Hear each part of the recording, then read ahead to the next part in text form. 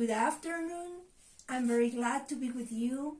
I'm sorry that we cannot be together now, but anyway, this is the way that we are going to have at least our grammar explanations from now on and for a little while. Okay, today we're going to remember how to form the passive voice. We have already studied that the passive voice is used when it's more important for us who receives the action, not the doer of the action. In the active voice, we use the subject is the person that does the action. For example, Pablo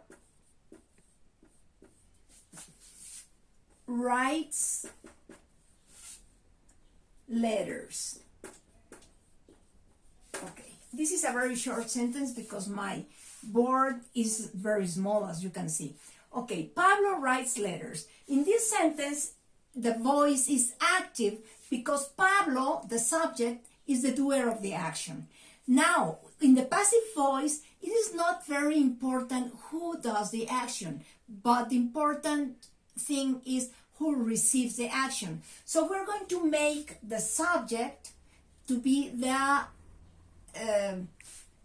receiver, the object. Okay. What does Pablo write? He writes letters. So letters is the subject in the passive voice. Okay. Now, we have to remember that in passive voice, we need verb to be plus the main verb in past participle. Okay. So letters are, this sentence is in present tense. So we use the form of the verb to be in present tense. The subject is plural. That's why I wrote are. Letters are. Our verb is write. The past participle of write is written. Okay, letters are written. And if we want to mention who wrote them, we use the preposition by, and then we write the doer of the action. Okay, so letters are written by Pablo. This sentence is in present tense, but we can have the same sentence in past tense. Pablo wrote letters. If we want to change this sentence to passive, what we do is we write the object as a subject. We check what tense the sentence is, and it is past tense. So I write the past tense of the verb to be plus the past participle of the verb. Okay. So,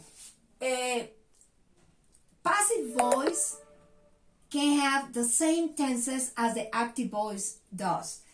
This is simple past, but I can have this same letter in present perfect. Letters have been written by Pablo. Okay, I'm going to underline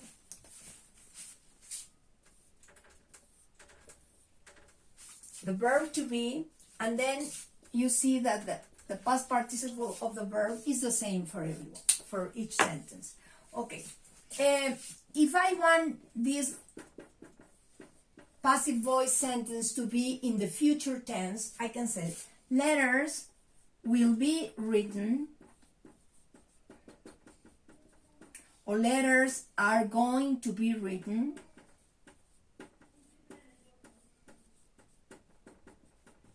Okay, we want the present continuous tense. Letters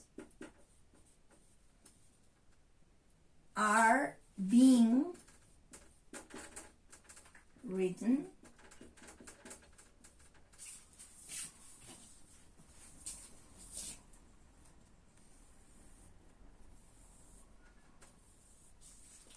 Okay, you see here we have very different tenses. All these sentences are in passive voice. So I will repeat. Passive voice is used when you want to give more importance to the object of the sentence, not to the subject, not to the doer of the action. And a passive voice is always formed with verb to be plus past participle of the verb.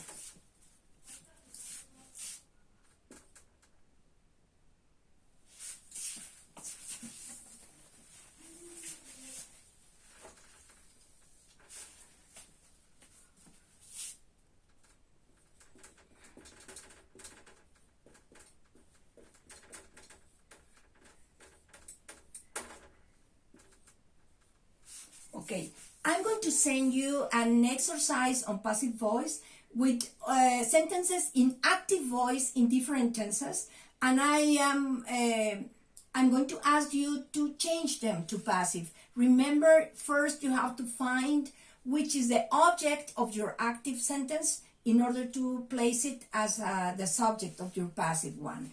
And verb to be in the tense of the sentence, and the main verb of the sentence always in past participle. Past participle, not past tense, remember. Because when you have a regular verb, it's different to see the difference. It's very difficult. But you have to be aware that it is past participle, okay? Well, I hope you have enjoyed this class and you have understood what I said. Hope to see you next week. Have a nice week.